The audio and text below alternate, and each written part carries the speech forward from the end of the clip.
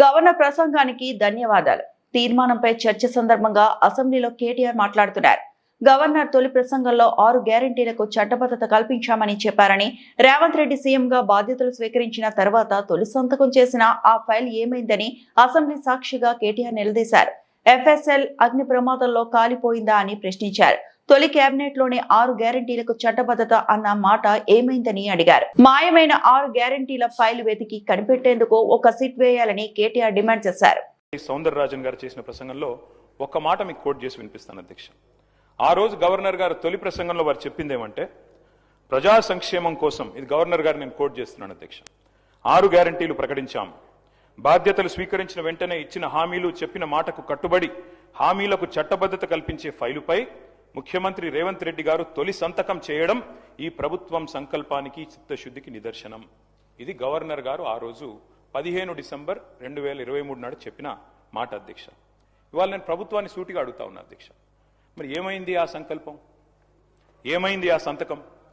ఎక్కడ పోయింది ఆ చిత్తశుద్ధి? మరి సంతకం పెట్టినని మీరే చెప్తారు ముఖ్యమంత్రి గారు, గవర్నర్ గారు చెప్పారు, ఏదో ఆషామాషి వ్యక్తి కూడా చెప్పలేదు అధ్యక్ష. ఆ తర్వాత అధ్యక్ష 2024 గవర్నర్ ప్రసంగం అయిపోయింది, 25 అయిపోయింది, ఇప్పుడు 26 కూడా నిన్న అయిపోయింది అధ్యక్ష. మరి ఇన్నేళ్ళైనా కూడా సీఎం గారు సంతకం చేసిన ఆ ఫైల్ ఎక్కడ పోయింది అధ్యక్ష? 28 నెలలుగా గడిచిన ఆ ఫైలు ఎక్కడ మాయమైంది? కాకెత్తుకపోయిందా? లేకపోతే FSL అగ్ని ప్రమాదంలో కాలిపోయిందా?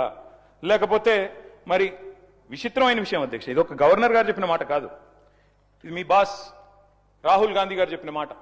తొలి క్యాబినెట్ లోనే 6 గ్యారంటీలకు చట్టబద్ధత కల్పిస్తాం. తొలి క్యాబినెట్, ఇప్పటికి నాకు తెలిసి ఒక 50-60 సమావేశాలు అయినట్టున్నాయి క్యాబినెట్. ఎక్కడ పోయింది అధ్యక్ష మరి తొలి క్యాబినెట్ లో 6 గ్యారంటీలకు చట్టబద్ధత అన్నమాట? ఇది కాదు అధ్యక్ష.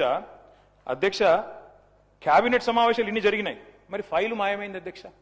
ముఖ్యమంత్రి గారు మాయమై సంతకం చేసిన ఫైలు, తొలి సంతకం, అది కూడా ఎక్కడో చాటుకు చేయలేదు అధ్యక్ష, బహిరంగంగా చేశారు, బహిరంగ వేదిక మీద చేశారు. ఎక్కడ పోయింది ఆ ఫైలు?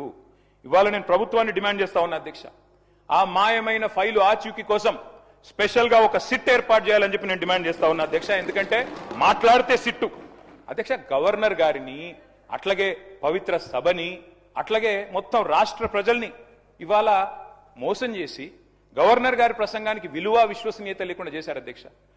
మరిన్ని అప్డేట్స్ కోసం మా ఛానల్ ని సబ్స్క్రైబ్ చేయండి.